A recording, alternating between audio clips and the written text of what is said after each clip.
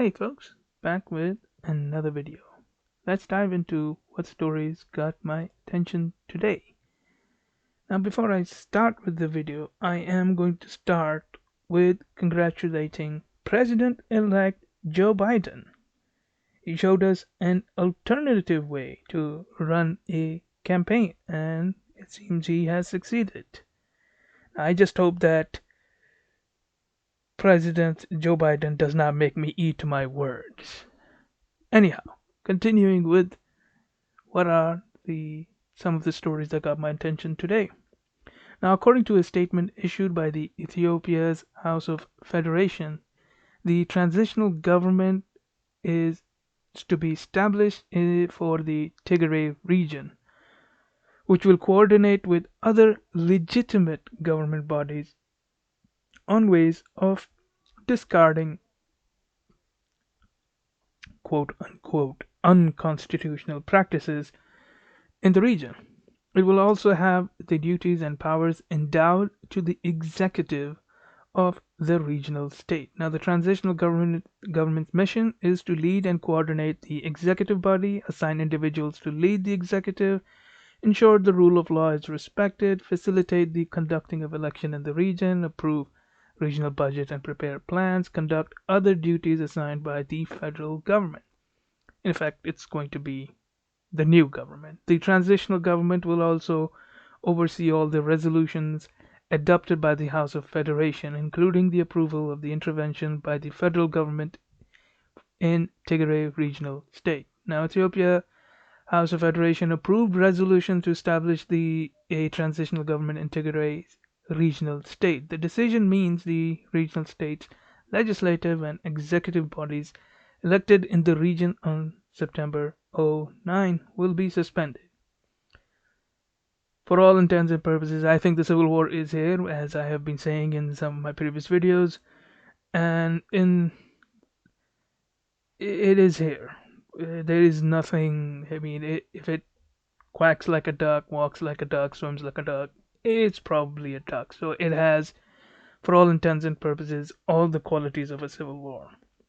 Now let's just hope that no one from outside tries to take advantage of the situation that Ethiopia is going through.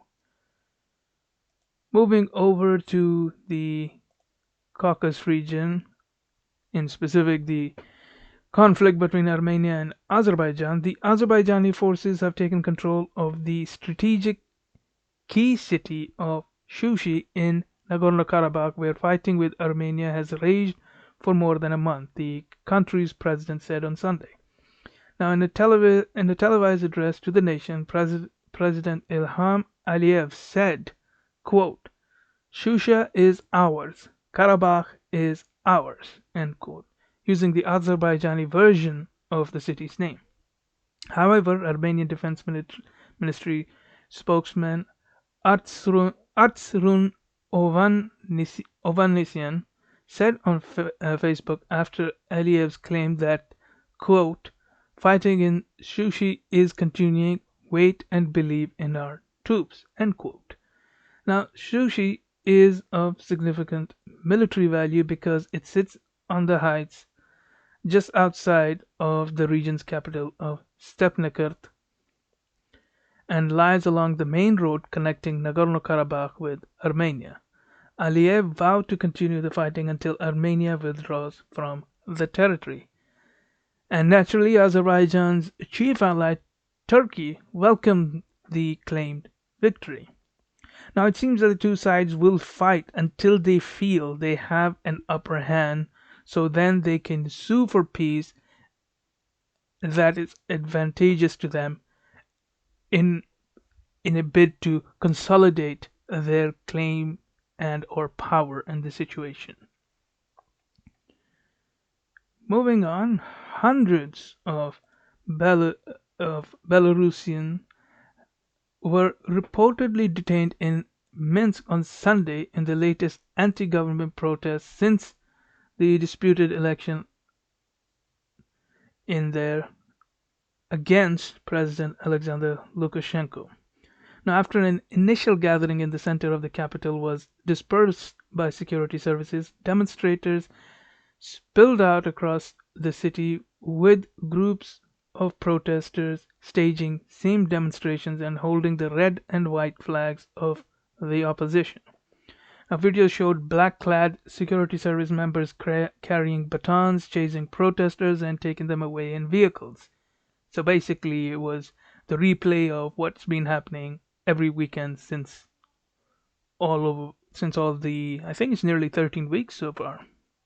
Anyhow, the Vyasna Human Rights Center, which is not registered in Belarus, said around 360 people had been detained. Among them was the Olympic decathlon silver medalist Andrea Karushenko and kickboxing champion Ivan Ganin, the Belarusian Sports Solidarity Foundation said. Now, both had previously signed on an open letter by 1,000 Belarus sports community members calling for new elections. Now, thousands of people have been arrested, and rights groups say hundreds of detainees have reported being subjected to beatings and other abuses. On Saturday, 60 doctors and other medical staff who had gathered for a rally were detained, according to Vyasna. Belarus last week told the United Nations it was not investigating a single allegation of police abuse, despite coming under Western criticism since the election for violent crackdowns on anti-government demonstrators. So far, it seems everything to knock the Lukashenko's government has failed. Now it all depends on how strong the protest movement is and how they will sustain themselves, as I believe the weather is going to be a great dampener to the movement, and they would have to keep, let's just say, their vigor and passion until they can then come out in the spring, if in winter President Lukashenko continues as government.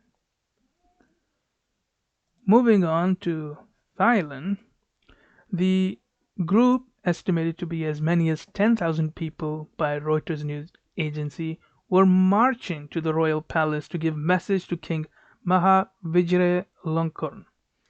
Officers used the water cannon, for only the second time during the months-long protest. They protesters, of course, they demanded what was their demand, namely the resignation of Prime Minister Prayut Chan-o-cha, a former general who seized power in 2014 coup, as well as changes to the constitution and an end to the harassment of state critics. Controversially, the protesters have also questioned the powers of the monarchy. Of course, Thailand's lèse-majesté law, which forbids the insult of the monarchy, is among the strictest in the world. Now, many of those marching on Sunday brought handwritten letters addressed to the king calling for reforms and for the monarchy to stop interfering in politics. Officers used the water cannon against the protesters as they struggled to get through a barricade blocking their route to the Grand Palace from the Democracy Monument in the capital. A police spokesman, however, said officers had only fired the cannon, quote unquote, at the sky and did not intend to harm anyone, according to the Bangkok-based news site Khaosod. Now, the royalists have come out to oppose the student-led demonstrations, and authorities have tried to crack down on the movement. They believe the protesters want the abolition of the monarchy, something they deny and something I have not heard the protesters say. I, for one, do not see how the Thai government is going to get out of this without a compromise with the protesters. And if these protests continue, they will have an impact on those who are neutral, wanting them to go for a resolution to this crisis, rightly or wrongly. I believe the human nature is such. Moving over to Austria, the Austrian authorities have moved to close down 2 mosques attended by one of the killers, which left 4 people dead over the recent attack in there and over 20 people wounded. Now, one gunman had been killed by police at the scene. The religious centers were believed to have contributed to the radicalization of the main culprit, the 20-year-old Austrian citizen Kustim Fejzulai. Now, in addition to two mosque closures, authorities are reportedly eyeing more that are known locally as preaching extremist and separationist Islamic message calling for jihad. According to Al Jazeera, quote, Austria will order the closure of mosques that it deems a threat to national security in the wake of a deadly shooting in the capital, Vienna, earlier this week, the Ministry of the Interior said on Friday. End quote. Now, in recent history, the Saudis have been well known for sending hardline Wahhabi preachers to mosques in the West. Often governments, whether in Western Europe, the UK, Canada, or even the US, have looked the other way at the radicalism in their midst, given the closeness of the Saudis with Western leaders, which also has massive amounts of Saudi money flowing through their lobbying groups. Now, the primary suspect also had previously tried to travel to Syria to join the Daesh, but he was inexplicably released from police custody early as he was no longer deemed a threat. His detention related to intent to travel abroad for terrorism was reduced for mere quote-unquote good behavior, and he was released last December. Austrian police are still investigating other potential gunmen or plotters related to the November 2nd attack. On Friday, police have reportedly carried out more raids on homes where individuals that were communicating with Fejzulai had been holed up. Some Vienna politicians, as well as much of the public, has expressed outrage that security and intelligence services so obviously overlooked the terrorist sympathizer in their midst who later acted on their terror ideology. The country's counter-terrorism chief has since been suspended due to, quote, intolerable intelligence failures, end quote. Now, it is important for the Western government to try to understand the networking of the terrorists in their midst, figure out a way to collect information on people who want to do harm to the innocent people without violating the principles that make us better than the terrorists. And of course, we need to also look into the fact that the Saudis, in particular, their ideology of Wahhabism, how that is let's just say, the main ingredient of modern day terrorism. We have to confront the Saudis, and I believe even the Qataris are also funding people of this ideology.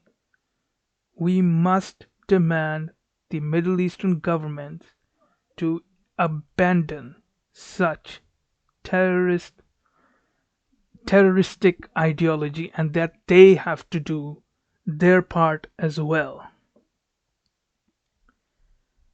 Well, that's it for this video. If you like the video, then hit that like button and hit that subscribe button for future updates. Write in the comments your thoughts, criticisms, and anything I might have missed. And I will see you in the next video.